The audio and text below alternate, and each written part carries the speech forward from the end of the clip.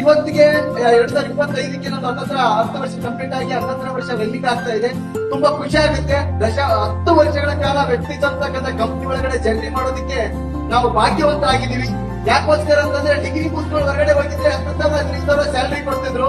But ಈ business ಅಲ್ಲಿ first income ತಗೊಂಡಿರ್ತಕ್ಕಂಥದ್ದು 112 ರೂಪಾಯಿ ಆದ್ರೆ 10 ವರ್ಷ ಜರ್ನಿ ಮಾಡಿದ್ದಕ್ಕೋಸ್ಕರ ನಾನು ಹೈಯೆಸ್ಟ್ ಚೆಕ್ ತಗೊಂಡಿರ್ತಕ್ಕಂಥದ್ದು 4,09,294 ರೂಪಾಯಿ. ಅಂಡ್ ಈ ಬಿಸ್ನೆಸ್ ಇಂದ 2015ರಲ್ಲಿ ಬಸ್ ಅಲ್ಲಿ ತಿರುಗಾಡ್ತಿದ್ವಿ, ಬೈಕ್ ಅಲ್ಲಿ ತಿರುಗಾಡ್ತಿದ್ವಿ, ಇನ್ನೊಬ್ರದ್ದು ಬೈಕ್ ಲಿಫ್ಟ್ ತಗೊಂಡು ಕಾಲೇಜ್ಗಳಿಗೆ ಹೋಗ್ತಾ ಇದ್ವಿ.